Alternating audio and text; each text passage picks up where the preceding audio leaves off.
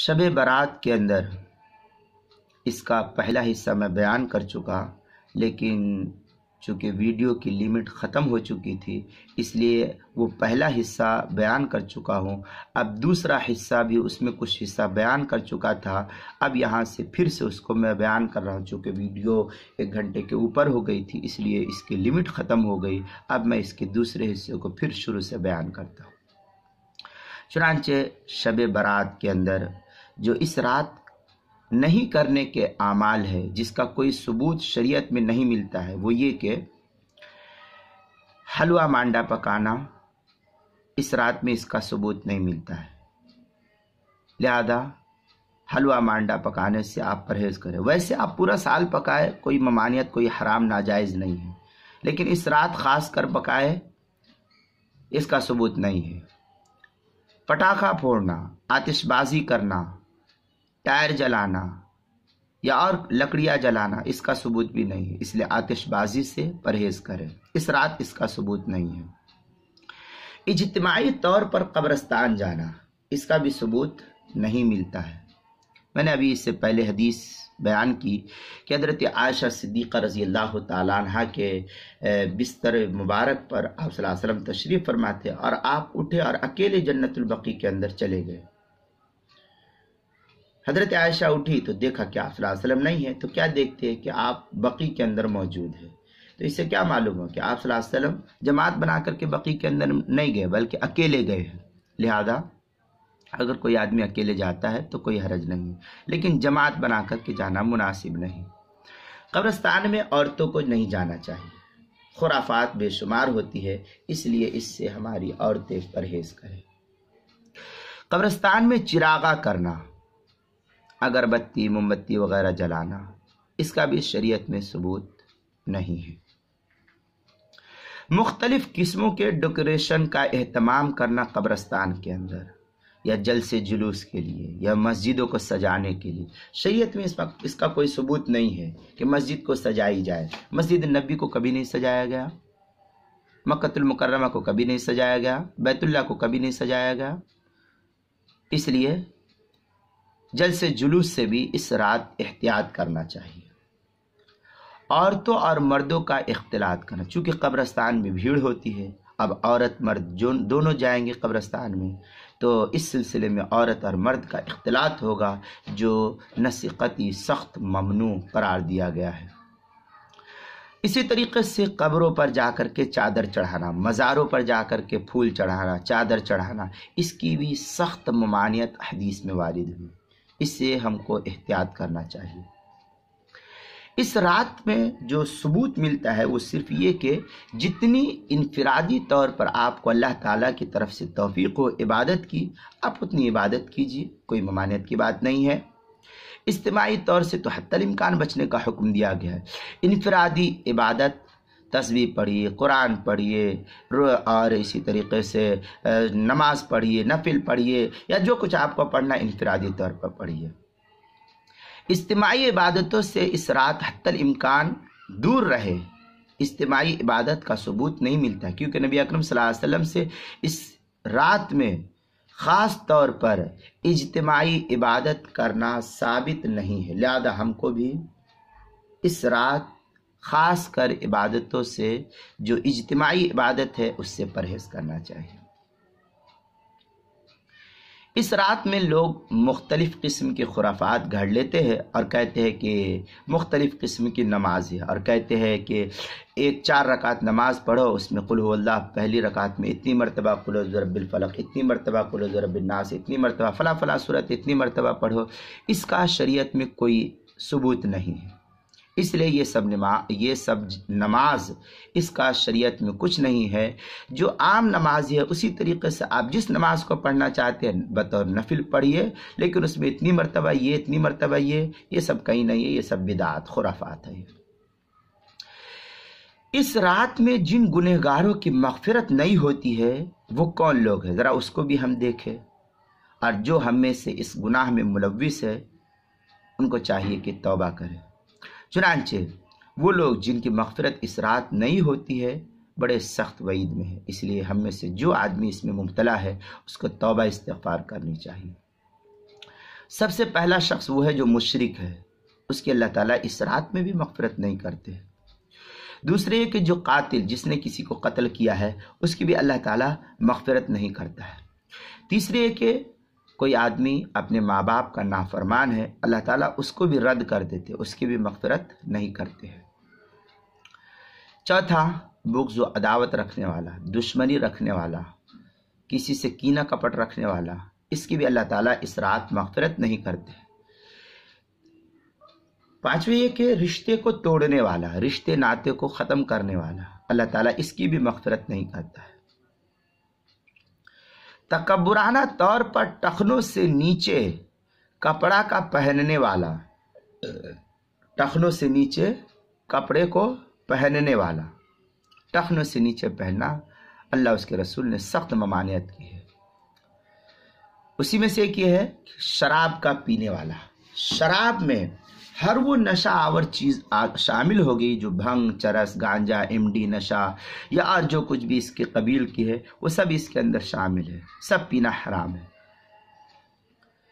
انہی میں سے ایک یہ جس کی مغفرت نہیں ہوتی اس رات، ان میں سے زانی ہے، زانی، لواطت کرنے والا، زانی جو کسی عورت سے منہ کالا کرتا ہو، زنا کرتا ہو، اپنی خواہشات کو پوری کرتا ہو۔ ایسے ہی لوتی، لواطت کرنے والا، لڑکے کا لڑکے سے بدفعلی کرنا، مرد کا مرد کے ساتھ بدفعلی کرنا، مرد کا اپنی شرمگاہ کو، پیشاب کی شرمگاہ کو دوسرے مرد کے پاخانے کے راستے میں ڈالنا، یہ اللہ تعالیٰ نے سخت حرام قرار دیا ہے۔ اکبر الکبائر گناہ یہ ہے، اس لیے جو لوگ ان گناہوں میں مبتلا ہے انہیں سخت توبہ کرنے کی ضرورت ہے۔ ہم میں سے ہر آدمی اپنے اپنے گناہوں کے جانتا ہے کہ وہ کس میں مبتلا ہے، اس لیے ہم میں سے ہر شخص مل کر کے اپنے گناہوں کی توبہ کرے۔ اللہ تعالی ہم سب کو اپنے گناہوں کی توبہ کی توفیق عطا فرمائے۔ یہ تو وہ گناہ تھے جو مذمت قرآن و حدیث میں بیان کی گئی تھی، جس کی تفصیل اور ایک سرسری جائزہ میں نے آپ کے سامنے بیان کیا تاکہ آپ اس کو خوب اچھی طریقے سے سمجھ لیں۔ شرک کرنے والا، اللہ تعالیٰ کے ساتھ شرک کرنے والا اس رات میں رحمت الہی سے دور رہتا ہے، اور اللہ تعالیٰ کو شرک بہت ہی ناپسندیدہ ہے۔ انسان کی زندگی کا سب سے بڑا گناہ شرک ہے۔ اللہ تعالیٰ کے ساتھ کسی اور کو شریک کرنا اور ٹھہرانا، اس کی صفات میں کسی اور حصے داری بنانا انسان کی سب سے بڑی شقاوت اور بدبختی ہے۔ اللہ تعالیٰ فرماتا ہے ان اللہ لا یغفر ان یشرک بہ ویغفر ما دون ذلک لمن یشاء۔ یہ سورہ نساء پارہ نمبر 5 کی آیت ہے، آیت نمبر 116۔ اب سورہ لقمان کے اندر ہے کہ اللہ تعالیٰ اس بات کو نہیں بخشتا کہ اس کے ساتھ کسی کو شریک ٹھہرایا جائے، اور اس سے کم تر ہر گناہ کی جس کو وہ چاہتا ہے بخش دیتا ہے، اور جو شخص اللہ تعالی کے ساتھ کسی کو شریک ٹھہراتا ہے وہ راہ راست سے دور جا گرتا ہے، دور چلا جاتا ہے، اللہ تعالیٰ کی رحمت سے دور ہو جاتا ہے۔ یعنی شرک سے کم کسی گناہ کو اللہ تعالیٰ جب چاہے تو توبہ کے بغیر بھی محض اپنے فضل سے بھی اس کو معاف کر دیتا ہے، لیکن شرک کی معافی اس کے بغیر ممکن ہی نہیں۔ شرک اپنے مشرک سے سچی توبہ جب تک نہیں کرتا ہے وہ اس کی قبول نہیں ہوتی، اس لیے پہلے اسلام قبول کرے اور توبہ اور توحید پر ایمان لے آئے۔ یہ وضاحت جو ہے توضیح القرآن کے پہلی جلد صفحہ 297 پر کی گئی ہے۔ قرآن مقدس میں حضرت لقمان حکیم کے نصیحتوں کو بڑے اہتمام سے اللہ تعالیٰ نے ذکر کیا ہے، اور ہر ماں باپ اور ہر انسان کو اس کو پڑھنے کی ضرورت ہے۔ اس رکوع کو بطور خاص پڑھنا چاہیے، لیکن آج ہمارا معاشرہ اس کو پڑھتا نہیں ہے، تعلیم نہ ہونے کی وجہ سے۔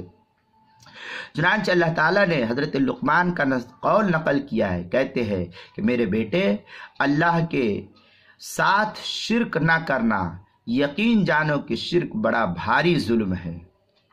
حضرت معاذ رضی اللہ تعالیٰ عنہ فرماتے ہیں کہ نبی اکرم صلی اللہ علیہ وسلم نے مجھے 10 باتوں کی نصیحت فرمائی، جن میں سے ایک یہ ہے کہ اللہ کے ساتھ کسی کو شریک نہ کرنا، گو تم قتل کر دیے جاؤ یا جلا دیے جاؤ۔ کتنی بڑی بات اللہ کے رسول صلی اللہ علیہ وسلم نے کہی ہے حضرت معاذ کو۔ یہ روایت तबरानी के अंदर मौजूद है, हदीस नंबर 16613। और पहले जो मैंने आयत पढ़ी वो सूरह लुक़मान पारा नंबर 21 आयत नंबर 13 है। लिखते हैं इसके अंदर फिर तफसीली वजाहत कि शिर्क इंतहाई बदतरीन गुनाह जुर्म है। आज हमारे मुआशरे में जगह जगह ये बुराई फैली हुई है। इसके खात्मे के लिए उलमा ने बहुत कुछ कोशिशें की, लेकिन इस सब के बावजूद लोग इस पर अमल नहीं करते हैं। एतकादी बिगाड़, तौहीदी इन्हितात खुला हुआ है। ये दिनों और महीनों को मनहूस समझना, तारीख़ों को घड़ना और इसी तरीक़े से घड़ियों को नामुबारक तस्वुर करना आम हो गया है। गैरुल्लाह पर यकीन होना और फाल निकालना, ये सब खुराफात जो है आम हो चुका है। दर हकीकत अल्लाह ताला की सिफ़ात और कुदरत पर ईमान ना होने की ये अलामत है, इसलिए इससे हमको परहेज़ करना चाहिए। और कत्ल नाहक का जो मुर्तकिब शख्स है, शब बरात में भी ये शख्स महरूम रहता है रहमत इलाही से। कत्ल नाहक करने वाला मुजरिम भी है, और शरीयत की निगाह में किसी इंसान को कत्ल करना शिर्क के बाद से सबसे बड़ा जुर्म शुमार किया गया है इसको। और सख्त अंदाज में इसकी मजम्मत भी अल्लाह ताला ने बयान की है। अल्लाह ताला फरमाता है, जो शख्स किसी मुसलमान को जानबूझकर कत्ल करता है तो उसके लिए जहन्नम की सज़ा है, जिसमें वो हमेशा हमेश रहेगा, और उस पर अल्लाह ताला का गज़ब नाजिल होगा, लानत भेजता है। ये इबारत जो है सूरह निसा के अंदर पारा नंबर 5 आयत नंबर 92 में नकल किया है। हदीस बुखारी है कि नबी पाक सल्लल्लाहु अलैहि वसल्लम ने फरमाया, किसी मुसलमान को गाली देना गुनाह का काम है और उसे कत्ल करना कुफ्र है। ये बुखारी की रिवायत है, हदीस नंबर 47। आप सल्लल्लाहु अलैहि वसल्लम ने फरमाया कि 7 हलाक करने वाले कामों से बचो, जिनमें से एक ये है कि किसी ऐसे इंसान को नाहक कत्ल करना जिसकी अल्लाह ताला ने हुर्मत बख्शी। ये रिवायत बुखारी में 2573 नंबर की रिवायत है। इसके अलावा बेशुमार अहादीस जो है इस सिलसिले में मरवी है। इसलिए हमको किसी इंसान को कत्ल नहीं करना चाहिए। जो आदमी इस जुर्म में मुब्तला है, अल्लाह के सामने तौबा करे। अल्लाह ताला माफ़ करने वाले हैं। हम अल्लाह ताला की रहमत को देखे नहीं हैं। अल्लाह ताला बेशुमार रहमतों को लेकर के हमारे गुनाहों को कहता है कि तुम लेकर के आओ, मैं माफ़ कर दूंगा। इसलिए हम अल्लाह के सामने तौबा करें, माफ़ी मांगे, अल्लाह ताला हमारे गुनाहों को माफ़ कर देगा। क़ता रहमी करने वाला शब बरात की इस मुबारक रात में भी वो इंसान अल्लाह ताला की रहमत से महरूम रहता है जो क़ता रहमी करता है, रिश्ते नातों को तोड़ने वाला है। अल्लाह ताला ने ऐसे शख्स पर लानत फरमाई है, जिसकी तफसील जो है सूरह बकरा के आयत नंबर 25 में आयत नंबर 27 में बयान की गई है, और भी मुख्तलिफ मकामात पर बयान किया। एक जगह है कि ज़मीन में फसाद मचाते ऐसे लोगों के हिस्से में लानत आई है और असली वतन में बुरा अंजाम उन्हीं का है। सूरह राद में तफसील के साथ सूरह राद आयत नंबर 25 में इसकी तफसील बयान है, वहाँ आप देखें। इसी तरीके से नबी पाक सल्लल्लाहु अलैहि वसल्लम का फरमान बुखारी में नकल किया है कि रहम यानी हक़ क़राबत मुश्तक़ है रहमान से, यानी खुदावंद रहमान की रहमत के एक शाख है। और इस निस्बत से अल्लाह ताला इससे फरमाया कि जो तुझे जोड़ेगा मैं उसे जोड़ूंगा, और जो तुझे तोड़ेगा मैं उसको तोड़ूंगा। ये कहा, ये बुखारी की रवायत है 5556 नंबर की। और सिला रहमी करने वाले रिश्ता को जोड़ने तरगीब देने का हुक्म बयान फरमाया है, जिसके तफसील बुखारी के हदीस नंबर 1935 में है। आप सल्लल्लाहु अलैहि वसल्लम ने एक मौके पर यह भी फरमाया था कि रिश्तों को कता करने वाला जन्नत में नहीं जाएगा। ये रवायत बुखारी के अंदर मौजूद है 5552 नंबर की। इसके अलावा बेशुमार अहादीस है, लेकिन इन सब से हम नज़रअंदाज कर देते हैं। इसलिए हमको इन चीज़ों को सोचने की ज़रूरत है। आगे वालिदैन का जो नाफरमान है, वालिदैन के नाफरमानी करने वाला भी इस रात बख्शिश नहीं होती उसकी। इसलिए हम में से जो कोई अपने वालिदैन का नाफरमान है, फ़ौरन उसको अपने माँ बाप के कदमों पर गिर जाना चाहिए और माफ़ी मांगे कि वालिदैन की नाफरमानी इंसान को जन्नत के अंदर जाने से रोक देती है। हमने हज़रत अलक़मा रज़ी अल्लाह ताला अन्हु का वाक़या है गालिबन, या किसी और सहाबी का अभी मेरे नाम ज़हन में नहीं है, गालिबन हज़रत अलक़मा रज़ी अल्लाह ताला अन्हु। بہرحال اس کو تحقیق کے ساتھ پہلے دیکھ لے کہ کون سے صحابی تھے، پھر اس کے بعد آگے اس کو شیئر کرے، ورنہ مجھے خود ہی اس میں شک ہے، دیکھا تھا لیکن ابھی نام ذہن میں نہیں ہے۔ تو حضرت علقمہ رضی اللہ تعالیٰ عنہ کا جو انتقال ہو رہا تھا، والدہ ان سے ناراض تھی، تو مر رہے تھے وہ، کلمہ نہیں کہا جا رہا ہے۔ کسی نے دربار رسالت میں جا کر کے کہا کہ یا رسول اللہ، علقمہ کا انتقال ہو رہا ہے لیکن کلمہ نہیں پڑھا جا رہا ہے۔ کہا کہ اس کے ماں باپ میں سے کوئی زندہ ہے؟ کہا کہ ہاں ماں۔ تو کہا ناراض ہے یا راضی ہے؟ تو کہا ناراض ہے۔ تو اللہ کے رسول صلی اللہ علیہ وسلم نے ماں کو راضی کرنے کے لیے کہا۔ پھر اس میں ایک تفصیلی بحث ہے۔ تو یہاں کلمہ کس کا رکا ہوا؟ صحابی کا کلمہ رکا ہوا ہے۔ کس کی وجہ سے؟ ماں باپ جو ہے ناراض ہے۔ اس لیے جب صحابی کا کلمہ رک سکتا ہے تو کیا ہم اور آپ اتنے جری ہو گئے کہ ہمارا کلمہ نہیں رک سکتا ہے؟ اس لیے ہم میں سے جو کوئی والدین کا نافرمان ہے، فوراً ماں باپ کے ہاتھ پر جا کر کے معافی مانگے اور اللہ تعالیٰ سے معافی مانگے۔ ماں باپ کے سلسلے میں بے شمار احادیث اور قرآن پاک کی آیات مذکور ہے۔ چنانچہ آپ صلی اللہ علیہ وسلم نے ایک موقع سے فرمایا کہ ماں باپ کے ساتھ حسن سلوک کا برتاؤ کرو۔ یہ روایت بخاری کے اندر 498 نمبر کی ہے۔ ایک شخص نے نبی اکرم صلی اللہ علیہ وسلم سے عرض کیا کہ والدین کا ان کے اوپر کیا حق ہے؟ آپ صلی اللہ علیہ وسلم نے فرمایا وہ دونوں تیری جنت اور جہنم ہے۔ یہ روایت ابن ماجہ میں 3660 نمبر کی ہے۔ ایک روایت میں اور بھی ہے کہ اللہ تعالیٰ کی ناراضگی ماں باپ کی ناراضگی میں ہے۔ یہ ترمذی میں روایت ہے 1817 نمبر کی۔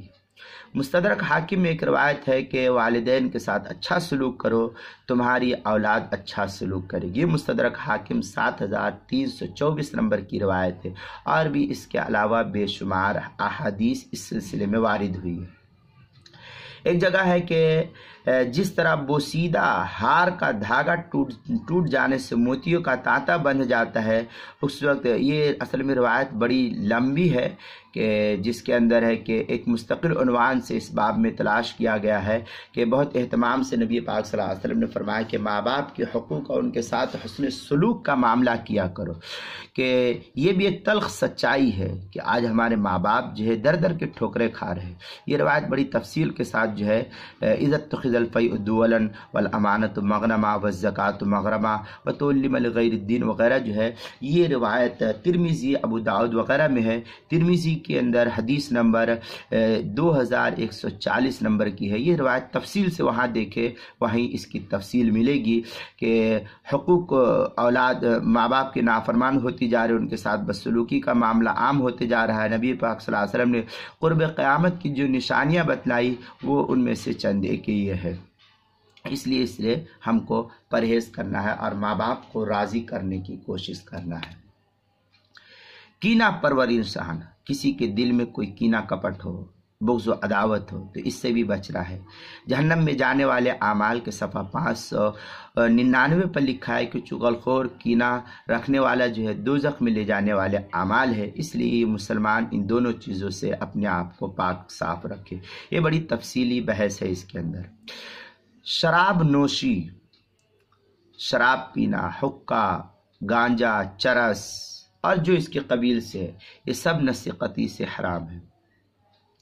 شب برات جیسی اہم رات میں بھی جو لوگ اس کام کو کرتے ہیں ان کی مغفرت نہیں ہوتی۔ چنانچہ سورہ مائدہ میں اس کا حکم تفصیل کے ساتھ آیت نمبر 90 میں بیان کیا ہے۔ مصنف ابن عبد الرزاق میں نبی پاک صلی اللہ علیہ وسلم کا فرمان ہے کہ شراب سے بچو، بلا شبہ شراب برائیوں کی جڑ ہے۔ یہ مصنف ابن عبد الرزاق میں روایت ہے۔ ترمذی میں ایک روایت ہے کہ جو شخص دنیا میں شراب نوشی کرے گا اور اسی حالت میں بغیر توبہ کرے کہ مر جائے گا، وہ آخرت میں شراب طہور نہ پی سکے گا۔ روایت ترمذی میں 1780 نمبر کی، اور بھی مختلف روایات اس سلسلے میں مذکور ہے۔ بدکار عورت یا بدکار مرد، شب برات میں رحمت الہی جیسے رات میں بھی ایسے شخص کی، عورت ہو یا مرد ہو، اس کی مغفرت نہیں ہوتی ہے۔ اس لیے ہم میں سے جو ہمارے بھائی، ہمارا بیٹا یا ہماری اولادیں یا ہماری ماں بہنیں یا جو کوئی بھی بڑے بوڑھے اس میں ملوث ہے، وہ توبہ کریں۔ اللہ تعالیٰ توبہ سے ہمارے سارے گناہوں کو ختم کر دے گا۔ اللہ تعالیٰ نے ابھی امت محمدیہ کے لیے توبہ کا دروازہ کھول رکھا ہے، اس لیے کھل کر کے ہم اللہ کے سامنے توبہ کریں۔ اللہ ہمارے گناہوں کو معاف کرنے والا ہے۔ ایک بدکار عورت بھی ہے کہ جس نے اپنی عفت و عصمت کا سودا کیا ہو، یہاں تک کہ اپنی عزت کو پامال کر دیا۔ نبی اکرم صلی اللہ علیہ وسلم نے عورتوں سے عفت و عصمت کی حفاظت پر بیعت لی تھی، لیکن اس کو ختم کر دیا۔ اس لیے قرآن کریم میں اس کا ذکر موجود ہے جا بجا، اور نہ وہ زنا کریں گی اور نہ اپنے اولادوں کو قتل کریں گے اور نہ افترا باندھیں گے۔ سورہ ممتحنہ میں تفصیل موجود ہے، آیت نمبر 12 کی تفصیل میں دیکھیں گے تو سورہ نور میں اللہ تعالیٰ نے بڑی تفصیل سے عورتوں کو پردے کے اہتمام کا حکم دیا، آیت نمبر 31 کے اندر۔ سورہ احزاب کے اندر 22ویں پارے میں اللہ تعالیٰ نے عورتوں کو بڑی عزت کے ساتھ زندگی گزارنے کا حکم دیا ہے۔ اس لیے ہم کو اپنی عورتوں کو عزت اور عفت کے ساتھ رہنے کا حکم دیا ہے، اور ہم اپنی عورتوں کو یہ حکم دے کہ عزت کے ساتھ اپنے گھروں کے اندر رہو۔ باقی اس میں تفصیل ہے، اپنے وقت پر اپنے مقام کو علماء سے رجوع کر لیں۔ شلوار لٹکانے والا، ٹخنوں کے نیچے پائجامہ پہننے والا، پائجامہ، لنگی، پینٹ، جبہ یا جو کوئی بھی ہو، سب اس کے حکم میں شامل ہے۔ شب برات میں جو لوگ اس طریقے سے کرتے ہیں متکبرین، اللہ تعالیٰ ان کی مغفرت نہیں کرتا ہے۔ چنانچہ آپ صلی اللہ علیہ وسلم نے فرمایا ٹخنوں کا جو حصہ تہبند کے نیچے رہے گا وہ جہنم کی آگ میں جلے گا۔ یہ روایت بخاری میں ہے 5367 نمبر کی۔ ایک حدیث بخاری کے علاوہ ابو داؤد وغیرہ میں بھی ہے کہ جن میں ہے کہ اپنی شلوار ٹخنوں سے نیچے لٹکانے والا جو شخص ہے اس کی بھی مغفرت نہیں ہوتی۔ قیامت کے دن اللہ تعالیٰ 3 آدمیوں سے بات نہیں فرمائیں گے، جن میں سے ایک اپنے شلوار ٹخنوں سے نیچے لٹکانے والا ہے۔ یہ روایت ابو داؤد میں 3567 نمبر کی ہے۔ لہذا ہمیں بھی اپنی اولادوں کو خود بھی ٹخنوں سے اوپر پہننے کا اہتمام کرنا چاہیے۔ ہمارے لیے اسوہ حسنہ ہمارے نبی کی ذات ہے، نہ کہ کوئی اور ذات ہے۔ اب جو آخری بات میں آپ کے سامنے کہہ رہا ہوں وہ یہ کہ شب برات میں جو لوگ اپنے گناہوں اور نافرمانیوں کی وجہ سے اللہ تعالیٰ کی رحمت سے محروم رہتے ہیں، اس میں سے ہم نے مختصر کا یہ تذکرہ کیا ہے، کوئی میں نے تفصیل تو نہیں بتلائی۔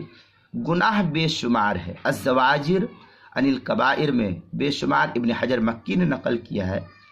تقریباً گناہوں کی فہرست 467 تک بیان کی گئی ہے، مختلف مقامات سے بیان کیے گئے ہیں۔ یہ تو آپ کے سامنے چند ایک کو میں نے تفصیل کے ساتھ بیان کر دیا تاکہ جو ہے آپ کو سمجھ میں آ جائے۔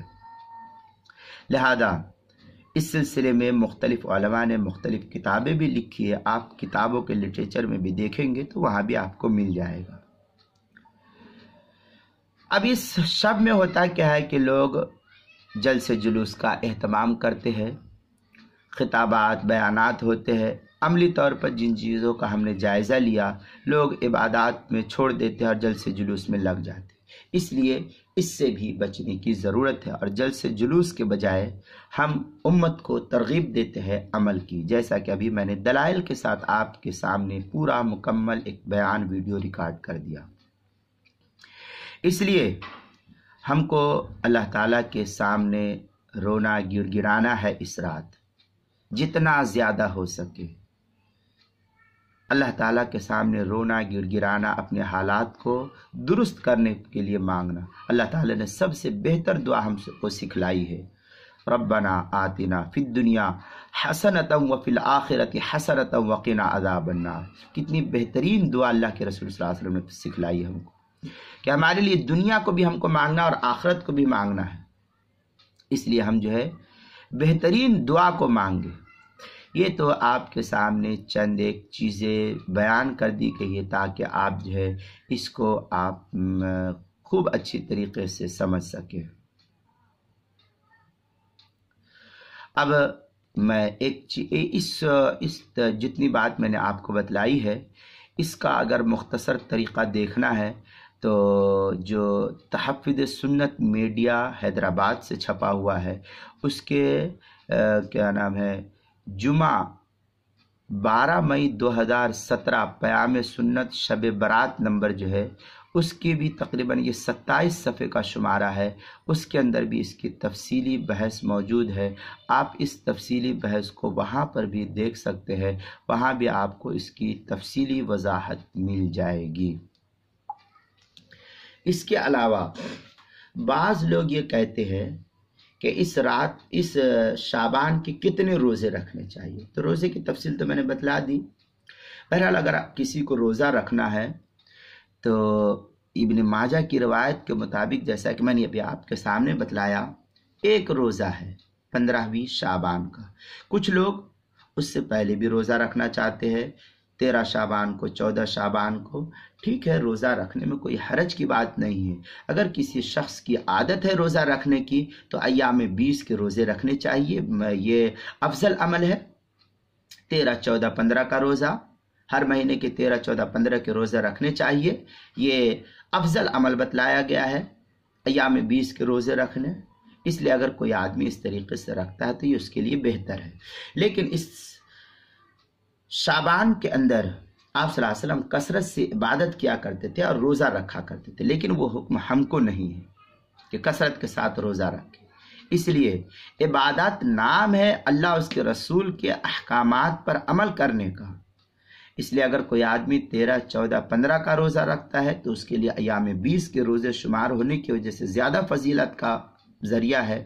वरना अगर कोई आदमी रोज़ा रखे तो शाबान में सिर्फ एक रोज़ा 15वीं शब का है कि 15वीं शब इबादत हो जाए और उस रात सहरी करके 14वीं शब को इबादत की जाए और 14वीं शब को सहरी वगैरह खा करके 15 का जो दिन होगा वो दिन रोज़ा रखना है। अब ये किसी दिन भी हो सकता है, शनिचर हो, इतवार हो, पीर हो, मंगल हो, बुध हो, जुमरात हो, जुम्मा, जिस दिन भी आएगा।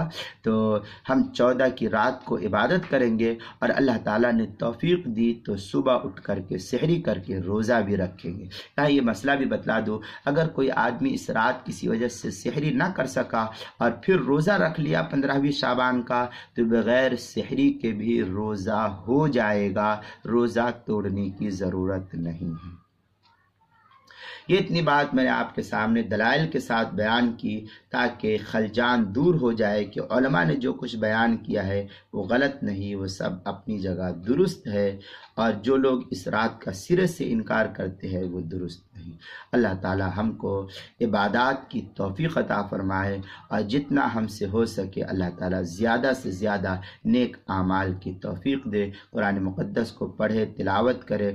जिन लोगों को सलातो तस्बीह पढ़ना है वो लोग, चूँकि मैं अभी वीडियो बयान कर दूँ तो समझना मुश्किल हो जाएगा, इसलिए आप जिस इलाके के अंदर मेरी वीडियो को सुन रहे हो उस इलाके में उन मज़कूरा इमाम साहब या जो जानकार आलिम दीन है उनसे पूछ लीजिए, वो आपको सही रहनुमाई कर देंगे तो आपके लिए बेहतर होगा। जज़ाकल्लाहु खैरन व अहसनल जज़ा। अस्सलामु अलैकुम वरहमतुल्लाहि ये मेरी वीडियो का दूसरा पार्ट है। पहला पार्ट तकरीबन 1 घंटे का मैंने रिकॉर्ड किया, उसके बाद उसकी वीडियो कट गई, उसकी लिमिट ख़त्म होने की वजह से। इसके लिए मैंने ये आधे घंटे की वीडियो दूसरी रिकॉर्ड की है। इसमें पूरे शाबान के मसाइल अल्हम्दुलिल्लाह तकरीबन काफ़ी हद तक बयान किए जा चुके हैं।